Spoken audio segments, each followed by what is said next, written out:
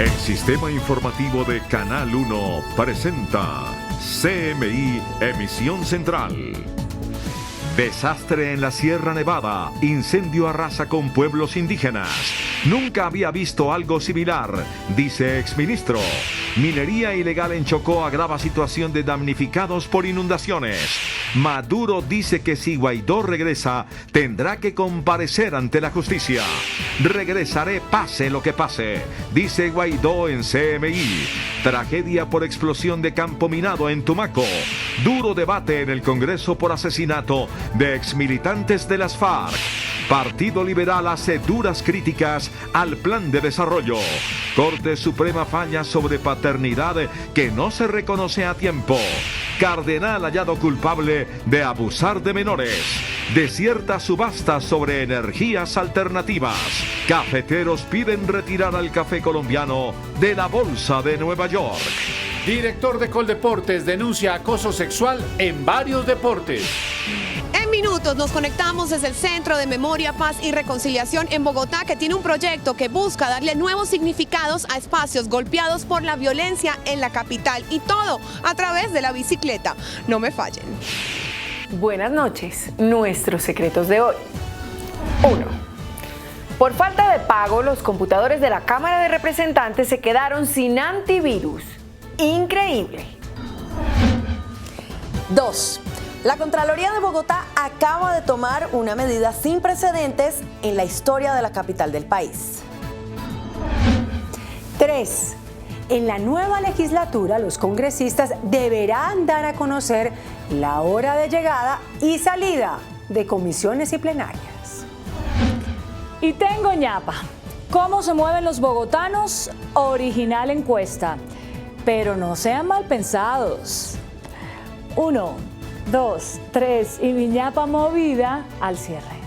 Con Inés María Sabaraín y Margarita Ortega. Buenas noches. Es crítica la situación a esta hora en la Sierra Nevada de Santa Marta. Un voraz incendio está consumiendo gran parte del ecosistema de la zona. Varias comunidades indígenas están afectadas por el fuego, que aún no ha sido controlado por los organismos de emergencia. Un incendio de grandes proporciones se registra en la Sierra Nevada de Santa Marta, afectando territorios de comunidades de Arhuacos, Coguis, Huihuas y Cancuamos. Los organismos de socorro intentan controlar las llamas por aire y por tierra, pero las condiciones técnicas y climáticas han impedido una reacción eficiente. Las llamas encuentran a su paso mucho material combustible por consumir y se hace más tedioso y difícil el control, porque allí se encontrarán seguramente hasta situaciones de donde el incendio se presente subterráneamente. Esta tragedia cultural y ambiental ha consumido cerca de 50 casas de los resguardos Sainiquín y Cambiruneima. Se cree que son más de 100 los indígenas arhuacos afectados. Yo creo que aquí el impacto es cultural, es ambiental para la Sierra Nevada, y creemos que en esta medida nos afecta a todas las culturas y a todos los pueblos.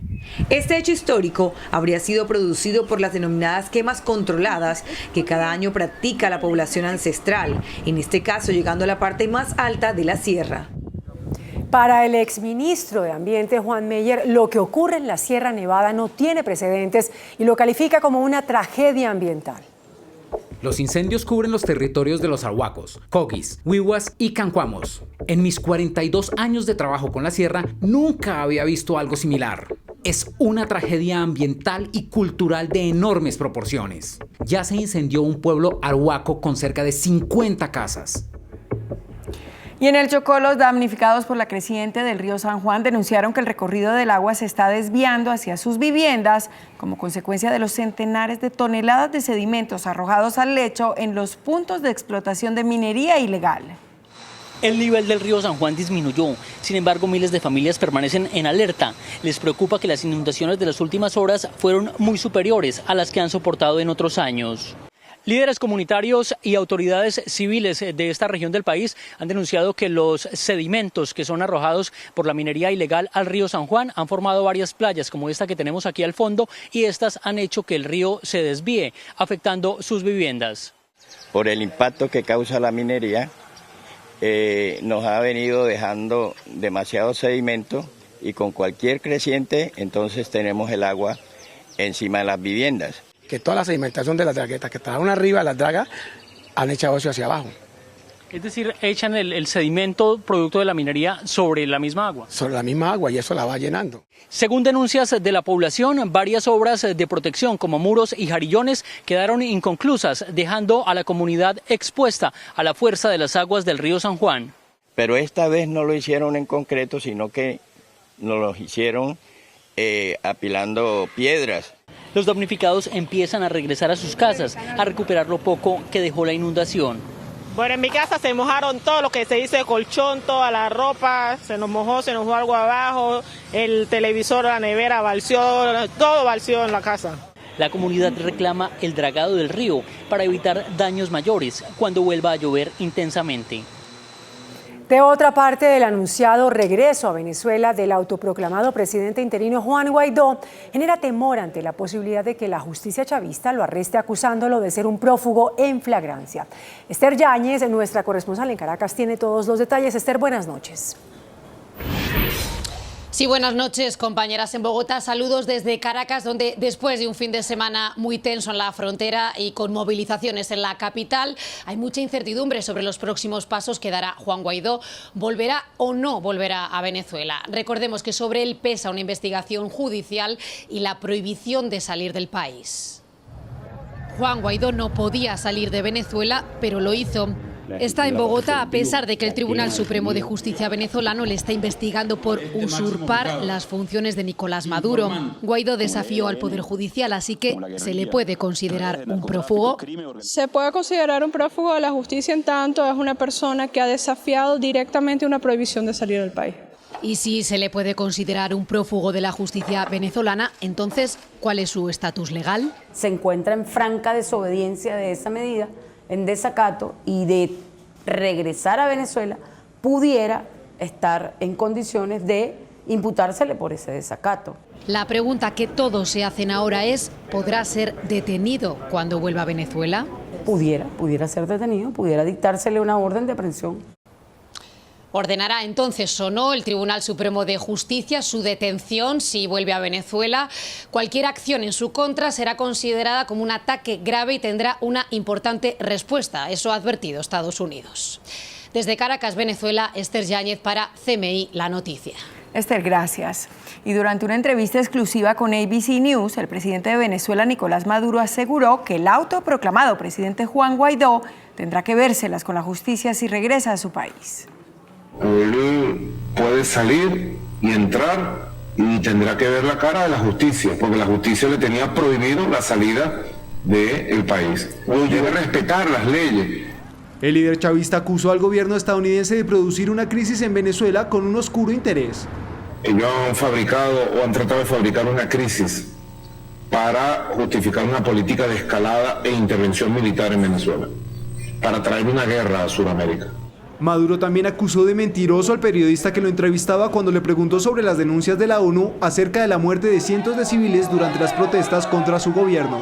¿Me responsabiliza a mí Nicolás Maduro de asesinar gente? Es el gobierno suyo. No. Has mentido, Tomás. Has cometido un error. Respecto a una eventual intervención militar, Maduro aseguró no temerle al presidente Donald Trump, pero sí a los asesores que lo rodean. En Bogotá, el presidente interino de Venezuela, Juan Guaidó, anunció que esta misma semana retornará a Caracas. En entrevista con CMI aseguró que las amenazas contra él y su familia son precisamente para tratar de evitar su regreso. Presidente Juan Guaidó, buenas noches, gracias por recibir a CMI. No, gracias por la invitación. ¿Cuándo va a regresar a Venezuela y cómo lo va a hacer? Esta semana vamos a estar regresando al país luego de cumplir importantes compromisos a nivel internacional, como la cumbre humanitaria que hubo en Cúcuta con el presidente de Chile, el presidente de Paraguay, el presidente, por supuesto, Duque, que le agradecemos muchísimo los gestos de amables en pro de la democracia, a favor de la vida en Venezuela. Tuvimos la cumbre de Lima aquí en la ciudad de Bogotá y esta semana estaremos regresando a Venezuela de nuevo. ¿Qué día? Esta semana anunciaremos qué día exactamente estaremos regresando a nuestro país. ¿Y cómo va a regresar, presidente? Estamos hablando de todas las opciones que sean de manera clara para evitar parte de las amenazas, pero seguramente será como debe ser. El hecho es que el presidente Nicolás Maduro ha advertido que en caso de regresar a Venezuela, Guaidó tendrá que vérselas con la justicia, mientras que el segundo hombre del chavismo, Diosdado Cabello, ha tildado a Guaidó de prófugo de la justicia en flagrancia, según dijo, por haber salido de territorio venezolano a pesar de tenerlo prohibido. Anunciaba el autoproclamado prófugo de la justicia. Han dejado entrever desde Caracas que si usted retorna sería capturado. Bueno, van a tener que ejercer parte de eso porque nosotros vamos a regresar a Caracas. Entonces, de nuevo, esas son amenazas para tratar de evitar mi retorno a ejercer mis funciones como presidente del Parlamento, como presidente encargado de Venezuela para convocar unas elecciones libres, realmente libres en Venezuela, que es la exigencia. La exigencia es muy clara. Ayuda humanitaria, contener la emergencia sanitaria, reactivar el aparato productivo del país, desarrollar el plan país y tener elecciones libres. Es muy sencillo, la petición es democrática, es constitucional. Se lo pregunto directamente, presidente Guaidó, ¿qué pasa si cuando usted regrese a Venezuela es privado de la libertad? Bueno, eso evidentemente es un golpe de Estado, eso evidentemente tiene consecuencias jurídicas, tendrán que responder ante la justicia internacional, tendrán que responder también ante el pueblo de Venezuela que nos respalda mayoritariamente. Y la buena noticia para el pueblo de Venezuela es que conoce muy perfectamente la ruta a seguir. Hemos planteado no solamente en la estrategia, que es cese de usurpación, gobierno de transición, elecciones libres, ruta que respalda y acompaña todos los más de 60 países que nos reconocen como presidente de Venezuela. ¿Qué tan amenazado está usted hoy? Mi familia también ha sido amenazada, pero deben entender que todas esas amenazas simplemente abonan a su deterioro como clase o por lo que eran. La coalición dominante abona el deterioro de sus funciones, abona el deterioro de su visibilidad. Probablemente ya no les importe, porque si lo hacen, no les importa. Pero el pueblo de Venezuela está muy consciente de que vamos a seguir insistiendo en la democracia de nuestro país. ¿En ese orden de ideas usted teme por su vida? Es un riesgo de vida hacer política en Venezuela, hacer sindicalismo en Venezuela. Claro que es un riesgo de vida y de libertad. Pero eso no es lo que nos detiene y no lo has hecho hasta ahora. Aquí hay un mensaje importante. Ellos no es nuevo esto. O sea, ellos tienen años encarcelando a hombres como Leopoldo López, Daniel Ceballos, mandando al exilio a personas como Julio Borges, diputado y presidente del Parlamento en el 2017. Esto no es nuevo. Ahora, también hay otro mensaje importante. Aquí estamos, resistimos, insistimos. Hoy nos reconoce el planeta Tierra. Hoy tenemos un plan país para desarrollar, hoy tenemos el respaldo y la confianza del pueblo de Venezuela. Así que deben entender muy claramente lo que ejercen esa opción de la violencia, de la persecución, que no es la que nos va a detener. Presidente, gracias por recibirnos. Gracias a ti. Hoy trascendió que el presidente Iván Duque evalúa la declaratoria de activos del gobierno venezolano en Colombia, tales como la petroquímica Monómeros, como patrimonio de control absoluto de la Asamblea del vecino país y del presidente interino Juan Guaidó. ¿Qué responde Guaidó? Esta noche en la última emisión de CMI a partir de las 11 de la noche. Tras varias horas de debate y sin una conclusión, finalizó la reunión de urgencia del Consejo de Seguridad de la ONU, convocada por Estados Unidos para abordar la situación en Venezuela. Durante su intervención ante el Consejo de Seguridad de la ONU, el canciller de Venezuela, Jorge Arreaza, solicitó la aprobación de una resolución que rechace el uso de la fuerza contra su país, tras denunciar los preparativos de Estados Unidos para una intervención militar. Arreaza acusó al presidente Iván Duque, a Juan Guaidó, a Donald Trump y a otros funcionarios estadounidenses de promover cualquier acción contra su país, que según él se traduce en un llamado para asesinar a un presidente, y aclaró que el golpe de Estado programado para el sábado fracasó. It failed. Arreaza aprovechó para arremeter contra Colombia. Saben ustedes que en Colombia tienen 2 récords. La producción de cocaína, no estoy yo mintiendo aquí, no pueden desmentirme, y la producción de falsos positivos o de operaciones de falsa bandera. También hubo tensión entre Rusia y Estados Unidos, pues la nación norteamericana pidió más sanciones y presión contra el gobierno de Nicolás Maduro, mientras el Kremlin rechazó el ingreso de la ayuda humanitaria que calificó de falsa. Solo en Continautos, llévate la Chevrolet Equinox, Traverse o Trailblazer con un año de parqueadero gratis. Aplican condiciones. Un policía murió y 10 personas más resultaron heridas tras caer en un campo minado en Tumaco, Nariño. Unidades de policía y civiles, quienes realizaban labores de erradicación, estaban en el terreno cumpliendo su tarea. De repente, una fuerte explosión aturdió a estas personas. Entran en un campo minado. El resultado de la situación tenemos 11 personas que fueron evacuadas de la zona. De estas ya hubo un uniformado que perdió su vida, 5 más que se encuentran con diferentes heridas, algunos con amputaciones en sus extremidades inferiores, con fracturas y diferentes esquirlas en diferentes partes del cuerpo. Los heridos de gravedad fueron trasladados en primera instancia al Hospital San Andrés de Tumaco para su atención inmediata. El partido de la FARC denunció hoy en el Congreso que 85 de sus reinsertados han sido asesinados en los últimos 2 años.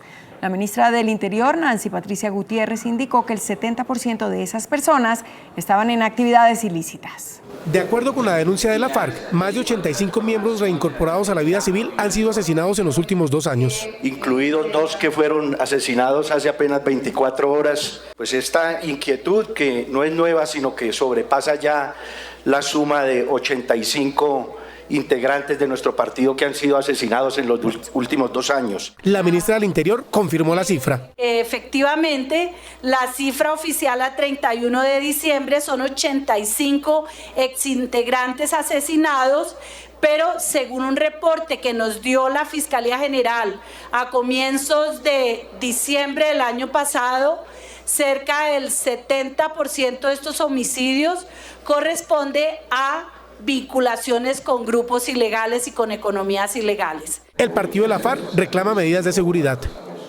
El exdirector del CTI, Julián Quintana, aseguró ante la Fiscalía que no tuvo ninguna participación en un presunto cartel de corrupción en la unidad de extinción de dominio del ente investigador. Durante 5 horas rindió interrogatorio el exdirector del CTI, Julián Quintana, por presuntos nexos con los hermanos Mendoza Fortich, investigados por actos de corrupción en la unidad de extinción de dominio de la Fiscalía. Quintana es mencionado en varias conversaciones de los empresarios, por lo que entregó su versión a las autoridades. Jamás he adelantado una actuación ilícita en mi carrera, ni como director del CTI, ni como abogado litigante. Eso tiene que quedar clarísimo. Mi nombre fue mal usado. Ese fue el núcleo central del interrogatorio. La Fiscalía tiene en su poder varias interceptaciones y la denuncia del ex senador Otto Bulá, en la que se nombra al exdirector del CTI.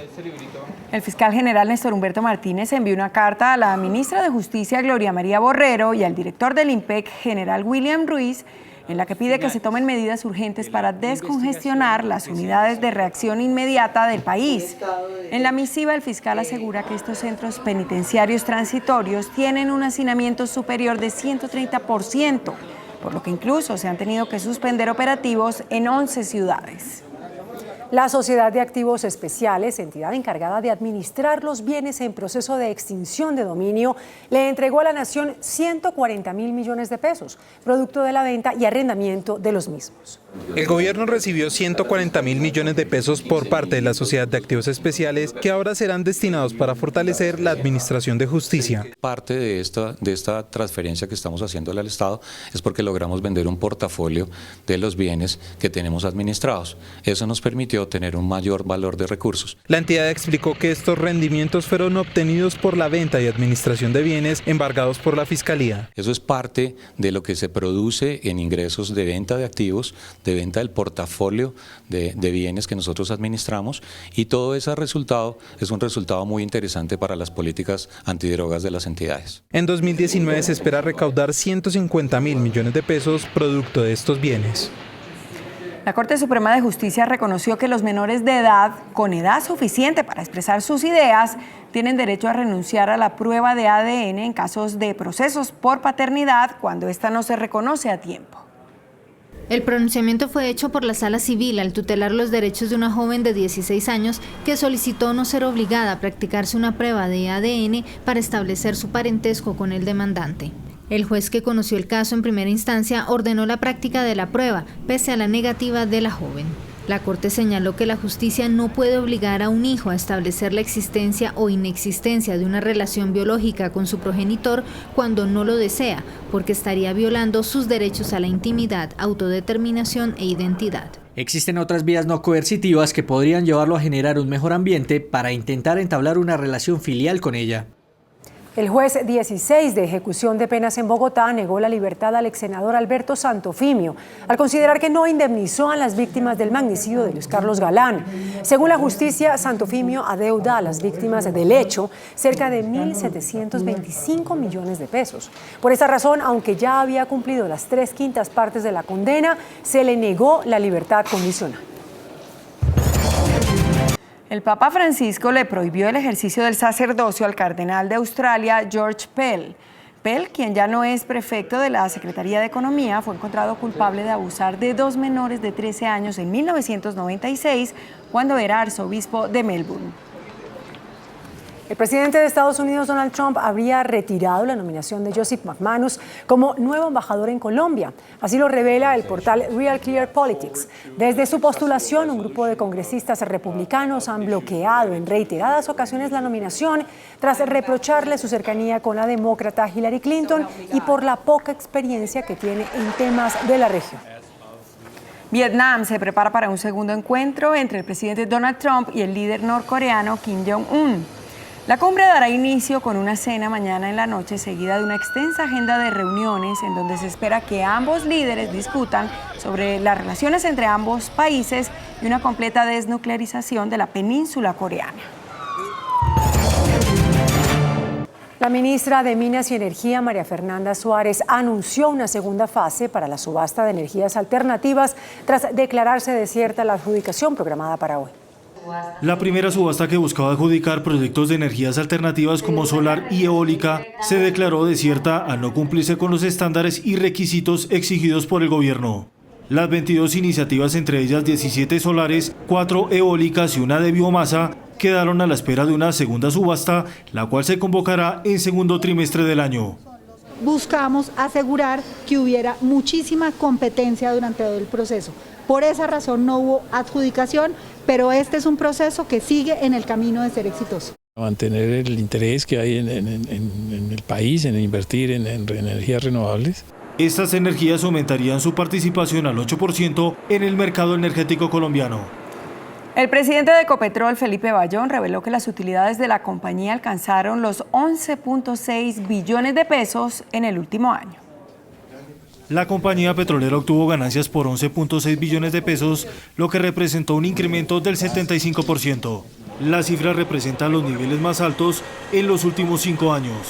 Por el lado de las utilidades sin impuestos, alcanzaron los 30.8 billones de pesos con un alza del 45%. ¿En qué se refleja? Precisamente en que los márgenes que nos descuentan de los crudos o el descuento que hacen de la canasta sea mejor, que nosotros tengamos inversiones que sean más rentables. El precio ayuda, pero yo creo que lo más importante es que los resultados operacionales son buenos. Se prepara una inversión de $500 millones para los próximos 3 años con el fin de impulsar los proyectos piloto en la tecnología fracking.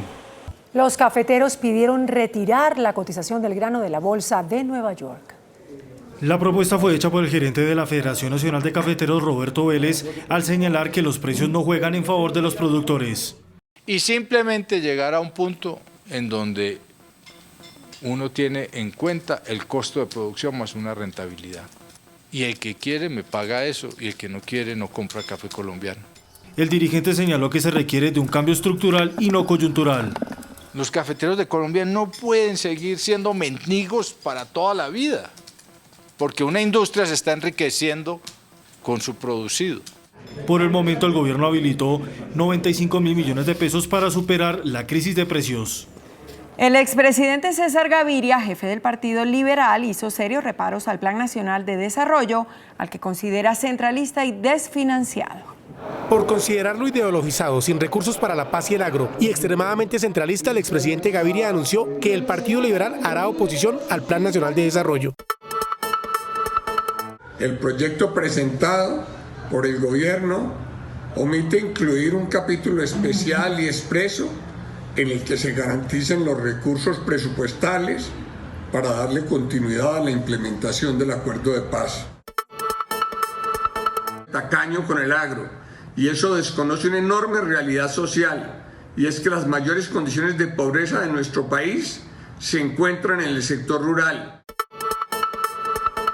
Rechazaremos las propuestas que a nuestro juicio se consignan en el plan de desarrollo y que ponen en riesgo la protección adecuada del medio ambiente.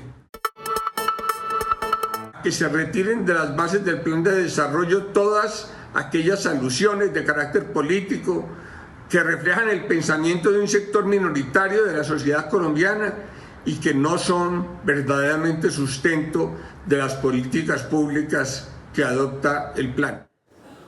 El índice de capitalización de la bolsa, que mide el comportamiento de las 20 principales acciones, cerró al alza. El índice de capitalización de la Bolsa de Valores de Colombia subió 0,67% a 1.519 puntos. La acción de Cemex fue la que más subió, con una valorización de 4,05% a 4.880 pesos. La acción del Banco Popular fue la que más cayó, con una pérdida de 39,30% a 278 pesos. La acción más negociada de la jornada fue la de Ecopetrol, al movilizar más de 35.000 millones de pesos. El dólar cerró a la baja. Indicadores económicos del día en CMI. La tasa representativa del mercado que regirá para mañana miércoles será de 3.095 pesos con 29 centavos. Los profesionales del cambio compran la divisa en promedio en 2.880 pesos y la venden en 2.920 pesos. Un euro cuesta 3.512 pesos. La libra de café en Nueva York se cotizó a 96,80 centavos de dólar. El azúcar se transó en 12,87 centavos de dólar la libra. El barril de petróleo WTI se cotizó en $55,99 centavos. La referencia Brent para Colombia se cotizó en $65,78. Una acción de Ecopetrol cuesta 3.195 pesos. Gerardo Bedoya firmó contrato hasta el 31 de diciembre como técnico de Independiente Santa Fe y el jueves en el Pascual Guerrero tendrá su segunda prueba de fuego. Está de frente al América. Ya regresamos. 5 lugares de Bogotá son ahora puntos representativos de la paz y la reconciliación para el país. Nos conectamos con este proyecto del Centro de Memoria, Paz y Reconciliación. No me fallen. Hola, buenas noches. Hoy el director de Coldeportes denunció que las quejas por acoso sexual van más allá del fútbol y provienen de otros deportes en Atlántico, Bolívar y Boyacá. Durante una audiencia en la Comisión Séptima de la Cámara, el director de Coldeportes, Ernesto Lucena, denunció que la entidad investiga casos de acoso no solo en el fútbol femenino, sino en deportes base cometidos por entrenadores en varias zonas del país. Estamos muy preocupados también con los entrenadores del deporte base, porque el abuso se está dando transversalmente en todos los deportes. Hemos tenido quejas y denuncias en el Atlántico, en Bolívar, en Boyacá, y todo eso lo hemos puesto en notificación de las autoridades correspondientes. Lucena reveló que hoy habló con la encargada de equidad de género de la FIFA, quien le expresó su preocupación por el torneo femenino en Colombia, a puertas de una eventual candidatura de nuestro país al Mundial Femenino en 2023. Nosotros hacer una solicitud de candidatura para el Mundial de 2023 femenino, el país no puede estar sin una liga profesional de fútbol. Sería ilógico candidatizar al país si no le vamos a dar una liga a nuestras niñas. De otra parte, hoy se conocieron nuevas defensas del entrenador de fútbol femenino Didier Luna por parte de sus dirigidas. Nosotras siempre vamos a tener esa postura de apoyo y de respaldo hacia el profe Didier. Las envidias y los egos. Obviamente a todo el mundo le gustaría ser un técnico de una selección Colombia o ser un técnico tan conocido como lo es Didier Luna. El profesor Didier siempre tendrá mi apoyo porque en lo que yo estuve ahí nunca recibí un acoso sexual o una amenaza, nunca la recibí. La vicepresidenta Marta Lucía Ramírez pidió agilizar estas investigaciones. Llegó a Medellín Libertad de Paraguay y ¿será Leonel Álvarez el jueves el gran verdugo de Nacional de Autori por Copa Libertadores? El 1-0 encajado el pasado jueves en Paraguay tiene presionado a Atlético Nacional y Paulo Autori es consciente de la responsabilidad que conlleva el choque del próximo jueves ante Libertad. Va a ser muy duro, un golpe muy duro si no logramos. Pero acá se piensa positivo, hay una buena onda y la certeza que estamos jugando fútbol para ganar el partido. El dolor de cabeza por estos días en Nacional es la definición y a eso se refirió el técnico brasileño. Hay que tener la tranquilidad, la confianza estamos dando, pero hay que estar en la bronca. Uno necesita estar en la bronca consigo mismo. Entonces, para que esto genere una reacción. Libertad que ya arriba a territorio antioqueño, encabezado por Leonel Álvarez y con los exídolos verdolagas Magnelli Torres y Alex Mejía, no se fía del complicado momento de su rival. Esa presión de que no contrataron, de que son jugadores jóvenes, entonces ese cuento no nos lo comemos nosotros. El ganador de la llave avanzará a fase de grupos de la Libertadores y quedará sembrado en el grupo H junto a Gremio, Universidad Católica y Rosario Central. Nos vemos a las 11 porque ya llegan Julieta Piñeres y Pregunta Yamil.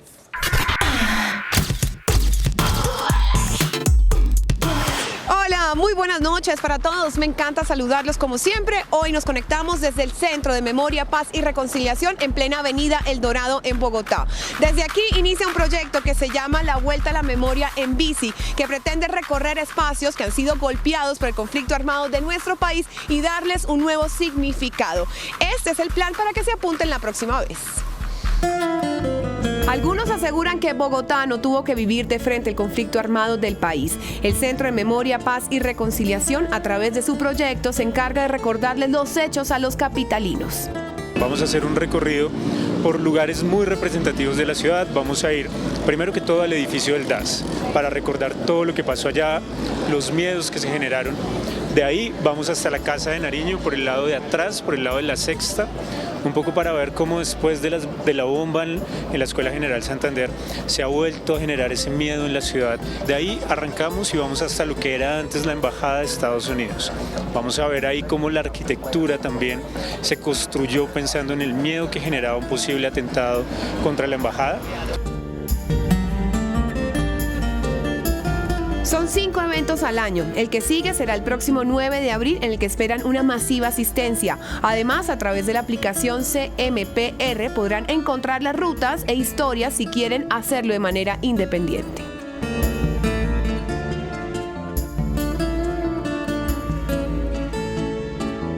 Varios artistas de Tumaco se tomaron la plaza de los Alfiles en Bogotá para mostrar todo su talento y el lado amable de la cultura del departamento del Nariño. Cuando el campesino llega Tumaco, la perla del Pacífico, como mejor se conoce, se toma Bogotá. Un paraíso que seduce con sus playas y que enamora con los ecos de los cununos y las marimbas, que se convierte hoy en un atractivo turístico. Las comunidades en general se están organizando para atender a los turistas. Eso es lo que ellos quieren y ese es el desarrollo que ven de su economía, su desarrollo social, el turismo comunitario, sus manglares. Toda esa riqueza gastronómica es la que pueden conocer en Tumaco. La belleza del Pacífico nariñense estará presente en una de las vitrinas más importantes de turismo anato para que el mundo conozca su música, su gastronomía y, por supuesto, el avistamiento de ballenas y aves. Un lugar donde se vale soñar y en donde prevalecen todas sus riquezas y no sus conflictos. Hoy estamos de celebración en el Canal 1 por las 7 nominaciones que logramos a los premios India Catalina 2019. Guerreros, Expedición a la Antártida, Pregunta Yamid, Mabel Lara, Alexandra Santos, Noticias 1 y por supuesto nuestro noticiero CMI son el ejemplo del trabajo arduo y en equipo que siempre nos caracteriza para llevarle siempre lo mejor. Gracias por elegir el Canal 1. Y la casa de moda Dior fue la encargada de dar inicio a la Semana de la Moda de París. El poder femenino fue el elemento clave en la presentación de la firma Dior en la Semana de la Moda de París. La diseñadora María Gracia Chiuri fue la encargada de alzar su voz para que las mujeres vean el empoderamiento femenino a través de sus diseños. Algunas de estas prendas tienen mensajes de inspiración con los que esta casa de moda se ha caracterizado en los últimos años. En esta ocasión se sumó a esta propuesta la activista Robin Morgan, quien ha sido la encargada de diseñar las frases. No hay duda que los cuadros es la tendencia del momento, así sean en chaquetas, pantalones, faldas o camisas. Una colección que tuvo como accesorio principal el sombrero. Los espero en la última emisión de CMI con más información del mundo del entretenimiento, así que no me fallen. En minutos, nuestros secretos de hoy. 1. Por falta de pago, los computadores de la Cámara de Representantes se quedaron sin antivirus. Increíble. 2. La Contraloría de Bogotá acaba de tomar una medida sin precedentes en la historia de la capital del país. 3. En la nueva legislatura, los congresistas deberán dar a conocer la hora de llegada y salida de comisiones y plenarias. Y tengo ñapa. ¿Cómo se mueven los bogotanos? Original encuesta. Pero no sean mal pensados. 1, 2, 3 y mi ñapa movida después de Pregúntale a mí.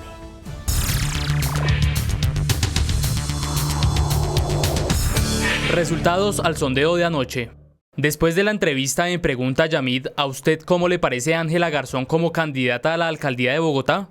Mala 53,54%, buena 38,89%, regular 7,57%.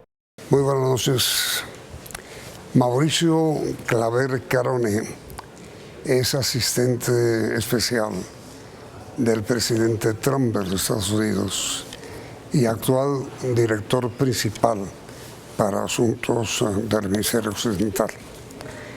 Acaba de asistir a la reunión de los 14 países miembros del Grupo de Lima como integrante de la delegación del vicepresidente Mike Pence. Hoy, concretamente, es el asesor del presidente Trump sobre la crisis de Venezuela y consejero de seguridad de la Casa Blanca. Es nuestro invitado esta noche. Bienvenido. Muchas gracias. Muchas gracias. Muchas gracias, un placer. Al fracasar la opción militar, ¿qué sigue? Bueno, no ha habido fracaso porque una opción militar no ha existido y no se ha llevado a cabo. Estamos en las opciones diplomáticas y de sanciones. Esas opciones, francamente, todavía están empezando. Lleva un mes desde que Juan Guaidó asumió la presidencia basada en la Constitución venezolana y desde ese entonces ha habido una coalición de países que sigue creciendo todos los días. Esta semana Corea se agregó a la lista. Ya son 54 países del mundo que reconocen a Juan Guaidó como el presidente constitucional legítimo de Venezuela. En cuestión de sanciones, hemos hecho las sanciones de PDVSA. Ahora, esta semana, debido a los periodos que hemos dado para los cargamentos, es que empiezan a sentirse esas sanciones. Hay actualmente 16 buques esta semana que están en el mar sin destino y eso ya ha afectado a la producción, por lo cual el 85% de los ingresos que recibía anteriormente Maduro para corrompir y para robar y para pagarle a sus generales, etcétera, ya no va a existir. Así que, francamente, las opciones diplomáticas y de sanciones están empezando, por lo cual no mantenemos una opción militar, no la vamos a descartar, como mantenemos todas las opciones, pero seguimos trabajando astutamente en la diplomática de sanciones. A ver, pero usted dice que la opción militar no ha existido, pero el presidente Trump ha dicho reiteradamente que todas las opciones... Dije que la opción militar no se ha aplicado. Que exista, sigue como opción porque los Estados Unidos nunca va a descartar ninguna opción. Pero como consecuencia de la reunión del Grupo de Lima, quedó la sensación de que la opción militar quedó totalmente descartada. El vicepresidente Pence dijo claramente durante la reunión que todas sus opciones están sobre la mesa y eso incluye la opción militar. Así que eso está muy claro. Esa opción militar que todavía está sobre la mesa, ¿se usaría en caso de que qué? Bueno, no vamos a hablar de hipotéticamente ni vamos a crear líneas rojas porque actualmente tenemos las estrategias que están funcionando y están funcionando activamente, sean la diplomática y de sanciones. Nosotros tenemos planes de contingencia y seguiremos haciendo planes de contingencia, vigilando de cerca lo que está ocurriendo. Y no es una cuestión de cómo, es una cuestión de cuándo. Pero, a ver, quedó la sensación de que el Grupo de Lima terminó prácticamente dividido entre quienes prefieren la opción militar, que inclusive la sugirió, alcanzó a sugerir el presidente Guaidó, y quienes piensan que no, que la solución única debe ser diplomática y no militar. Estemos claros, el Grupo de Lima, nosotros no somos miembros del Grupo de Lima, nosotros somos observadores del Grupo de Lima. Respetamos la posición del Grupo de Lima y respetamos el liderazgo del Grupo de Lima y queremos ser partícipes y obviamente sus sugerencias son muy importantes para nosotros.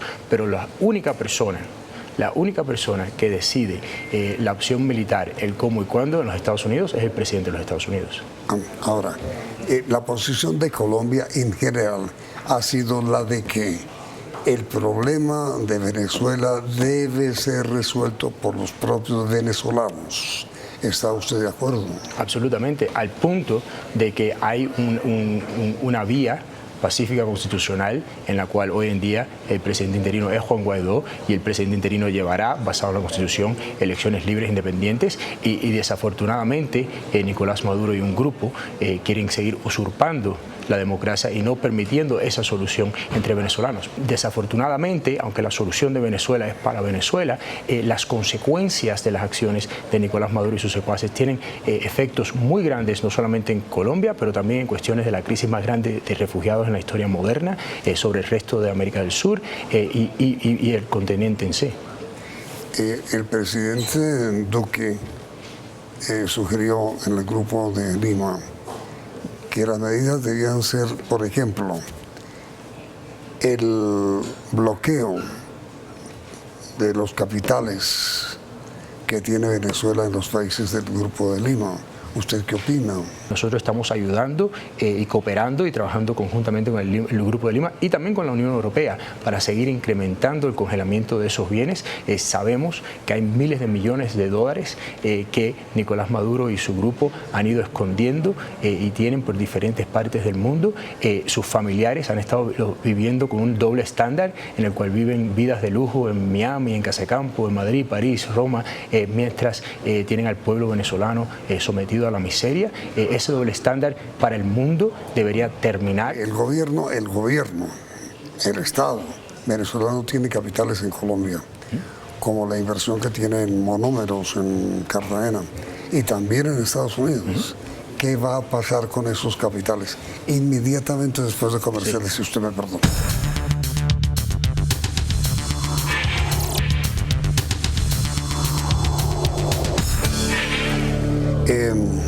¿Qué puede pasar con los bienes, con los capitales que tiene el gobierno de Venezuela, tanto en Colombia como en Estados Unidos? Bueno, la mayor inversión que tiene el Estado de Venezuela fuera de Venezuela es Citgo en los Estados Unidos y es una de las refinerías más grandes y centros de distribución más grandes de los Estados Unidos. Sí. El presidente Juan Guaidó ha nombrado una junta directiva para PDVSA, lo cual ha nombrado la junta directiva para Citgo y Citgo está funcionando muy bien y con los bienes de Citgo y con las ganancias de Citgo, esos están manteniéndose en cuentas en escrow que básicamente serían usadas en un futuro, porque esa va a ser la base de la reconstrucción al desastre de Venezuela. ¿Usted cree, señor Claver Caroné, que con la sola presión diplomática y con el solo bloqueo económico, sin ningún tipo de intervención militar, va a ser posible retirar del gobierno al señor Maduro? Hasta los delincuentes piensan que hay que pagarles y hasta los delincuentes hay que pagarles.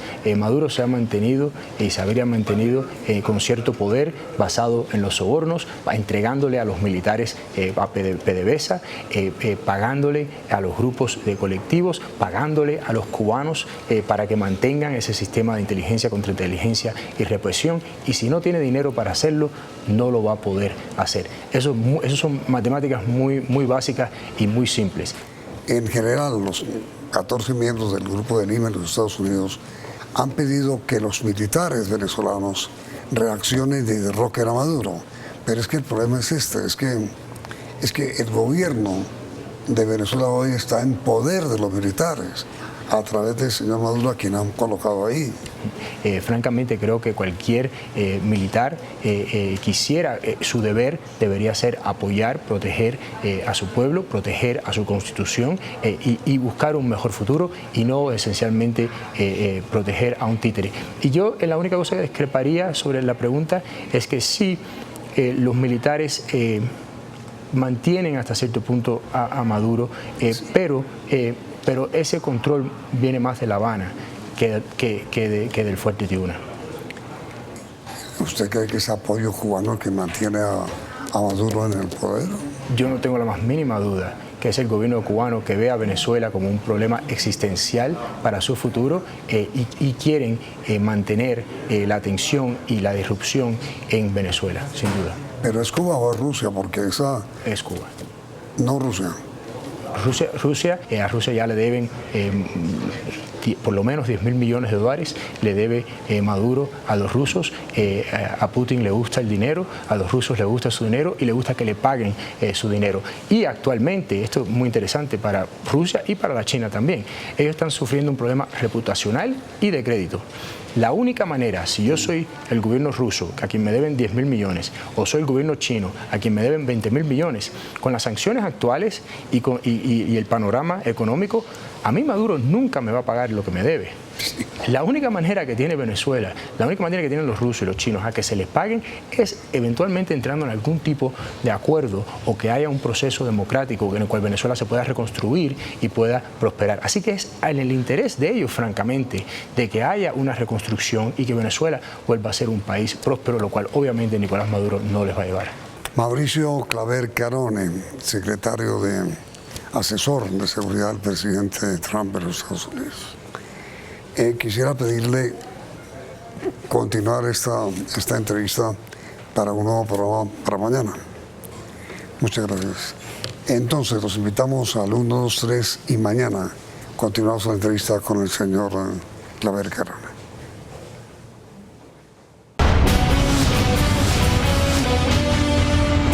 Nuestros secretos de hoy. 1.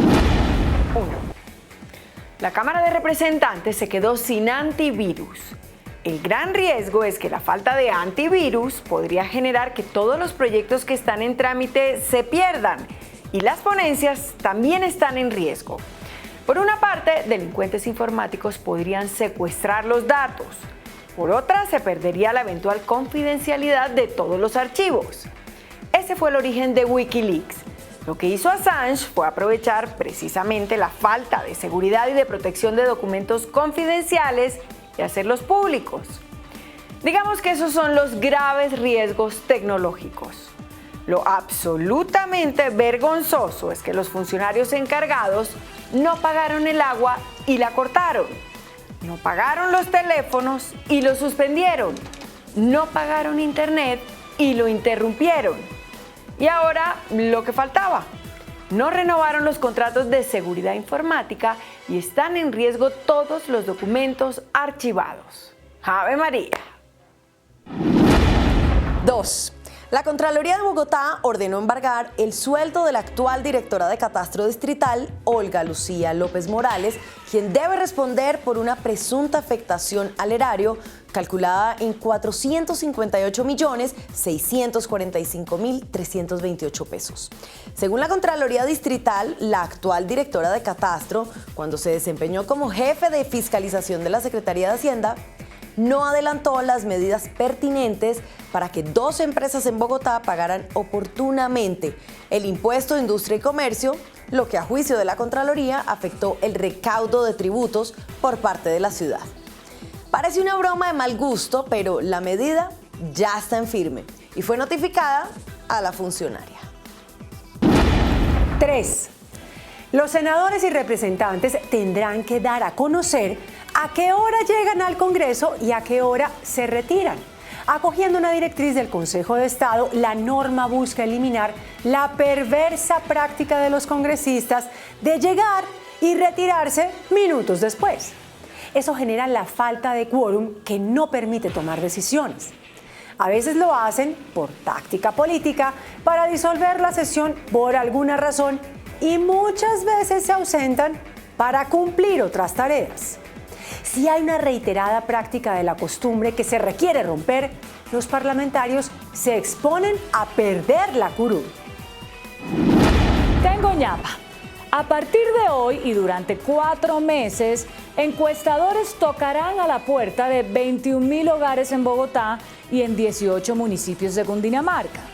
La idea es conocer cómo se mueven los ciudadanos, es decir, qué recorridos hacen, en qué medios de transporte y cuánto tardan.